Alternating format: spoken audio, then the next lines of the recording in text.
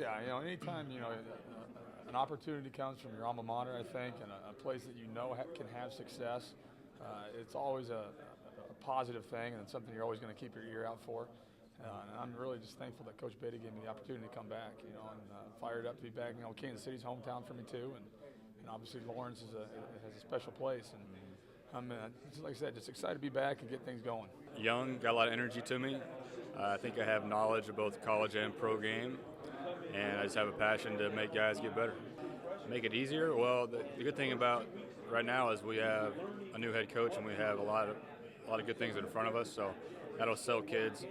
Kids that want to come in and play early. Our scholarship numbers are down, so they're going to have an opportunity to do that, as opposed to going and being the number 3 guy. But really, Kansas has been selling itself as far as I'm concerned. So we just got to go find the kids that want to be a part of it. Working for Coach Beatty was a big part of the decision. He is a fired up, energetic, brings energy, and that fits right into my personality and how I coach. And having the opportunity to work with him for a year at A&M, you would like nothing better than to be under him, on a full-time position-wise. So that and Lawrence, Kansas, does it get any better? Effort, enthusiasm, and love to compete. Now, you got 3 of them right there. Now the kids are going to get that too. Now you can hold me, in after the season if you say, well, were those 3 things, those 3 characteristics, did we see those in your players and special teams? I hope so, because that's what our brand is going to be.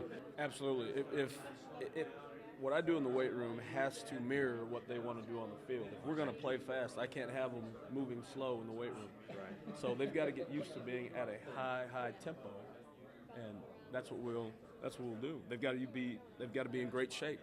If we're gonna move quickly, if we're gonna do things quickly, they better be in great shape.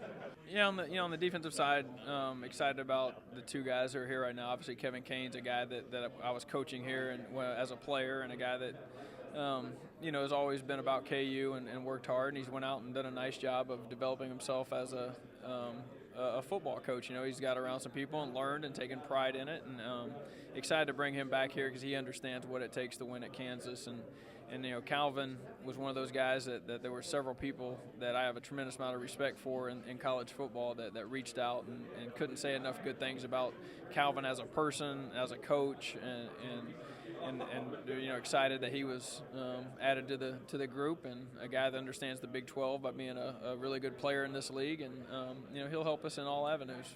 I think it all depends on it all depends on how much run game you have, because the run game takes pressure off the quarterback. So it all depends. If you're just going to drop back and throw it 50 times a game and then just run the draw, then yes, all of the pressure is coming down on the quarterback. But if you can use tempo and you use formations and you use run game, you can take more pressure off your quarterback. And obviously,